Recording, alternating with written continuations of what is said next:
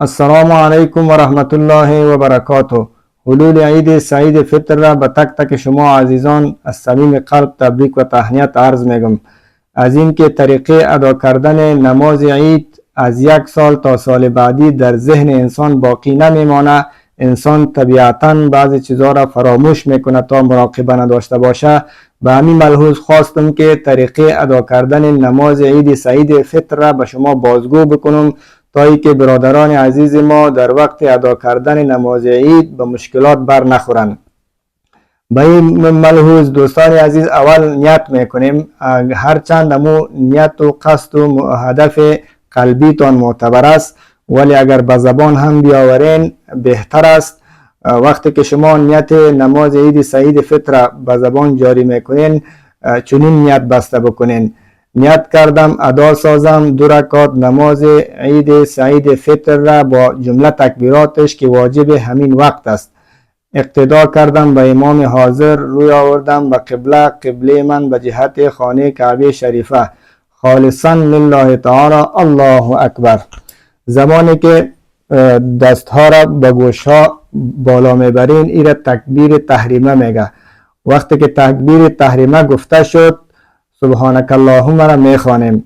دستا بسته میشه، سبحانک اللهم خوانده میشه. مولای امام و ما شما و تعقیبش سبحانک اللهم را به طور خفیه میخوانیم. زمانی که سبحانک اللهم را مولای امام تکمیل کرد 3 تکبیر زواید شروع میشه، یعنی 3 تکبیر گفته میشه. بعد از سبحانک اللهم متصلا مولای امام الله اکبر تکبیر زواید شروع میکنه. دستا به طرف نرمی گوش بالا میره و پس آویزان میشه در کنار بدن.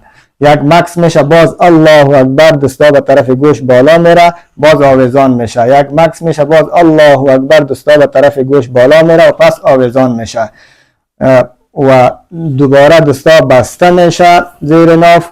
مولای امام قرائت شروع میکنه، سوره فاتحه را با همراه یک سوره دیگه منظمش میخوانه و سپس الله اکبر میگه. مثل نمازهای عادی به رکوع میرین و بالاخره به سجده میرین.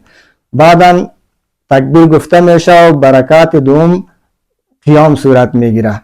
وقتی که در رکعت دوم بالا شدیم مثل نمازهای عادی واره مولای امام سوره فاتحه را میخوانه. همراه سوره فاتحه یک سوره منظمه دیگر هم تلاوت میکنه. بعد از اینکه سوره دیگر را تکمیل میکنه مولای امام باز با 3 تکبیر زواید شروع میکنه.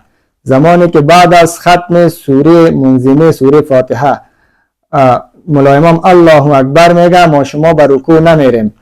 البته این تکبیر زواید است. دستها به طرف نرمی گوش بالا میره، دوباره آویزان میشه. باز یک مکس، باز الله اکبر دستا به طرف گوش بالا میره و پس آویزان میشه. و باز هم با تکبیر سومی الله اکبر دستا به طرف نرمی گوش بالا و پس آویزان میشه.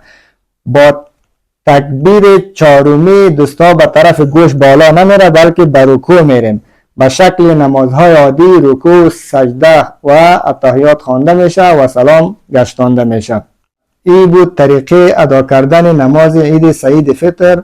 خدا کنه که مفید واقع شده باشه. السلام علیکم و رحمت الله و برکاته.